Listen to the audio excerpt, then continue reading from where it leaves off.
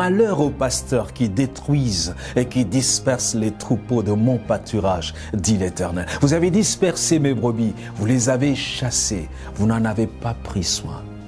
Voici, je vous châtierai à cause de la méchanceté de vos actions, dit l'Éternel.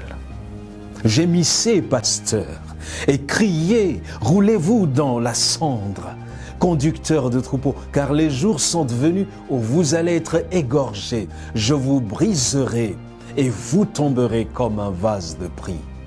Jérémie 25, verset 34. Avant que ce jour n'arrive, si vous êtes un de ces faux bergers, repentez-vous et revenez à la parole de Dieu. Je vous en supplie.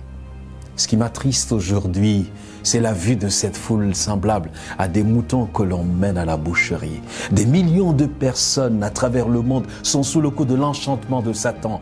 Que sert-il d'aller à l'église pour chercher des miracles et de rester toujours la même personne grincheuse, vivant dans le concubinage et la concussion? Ouvrez vos yeux et vous verrez que les prétendus hommes de Dieu sont des loups vêtus de peau de brebis. Vous jeûnez et veillez dans les églises, mais vos cœurs sont durs comme des pierres. Ô Seigneur, ouvre leurs yeux. Comme l'a dit si bien Isaïe 30, verset 10, ces gens disent aux voyants, ne voyez rien, et aux prophètes, ne nous prophétisez pas des vérités. Dites-nous des choses flatteuses, prophétisez des chimères.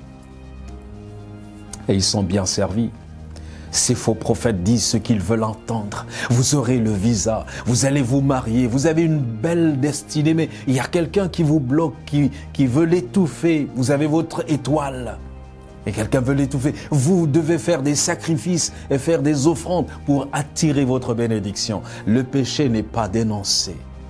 Il est même raffiné, malheureusement. Peu importe si les familles se divisent, si le caractère reste mauvais. Le sacrifice de Jésus est ravalé aux choses de cette terre. Ne parlez pas de la repentance, de la douleur du péché, du retour de Jésus et de la fin du monde. Les gens sont menés à une frénésie bruyante à travers une excitation externe passagère à grand renfort des décibels de musique. Et on appelle œuvre du Saint-Esprit ce qui n'est qu'un carnaval.